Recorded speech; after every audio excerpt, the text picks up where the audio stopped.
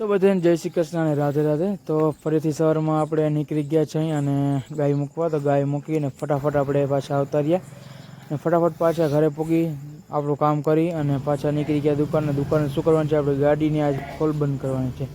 ગાડીને રિપેરિંગ કરી અને બધું કામ તમારા ભાઈને ફાવી રહ્યું છે, તો તમારા ભાઈ પાસે બધું કામકાજ અને ફરીથી આપણે નીકળી ગયા છીએ ઘરે। ઘરે જવાનું ચા લેવા, બપાનો કીધું કે ચા પીવો છે તો આપણે ચા અને પાણીની બોટલ દઈ દઈશું।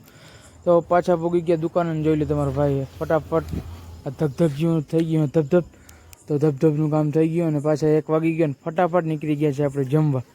તો જમીને કરી લીધું તો ફોન આવી ગયો બાટલાવાળા ગાડીનો કે બાટલો લેવા તમારે પૂગી જાઓ છો, તમારો બાટલો કન્ફર્મ થઈ ગયો છે। જોઈ લો ગાઈસ, તડકાધમનો થઈ ગયો, બાટલો લેવાઈ ગયો અને એક જ બાટલો દીધો બાજીને કંટાળી ગયો ગાઈસ। 3 વાગીને પાછા દુકાને આવી ગયા ગાઈસ ને ફટાફટ આપણું કામકાજ હતું કરી નાખ્યું છે, દુકાન ખોલી નાખી છે અને પાછું જવાનું હતું ઘરે। તો ઘરે ગાઈસ પૂગી ગયા ને પાછા આપણે વળી જવું પડે બોટલો પાણીને દેવા।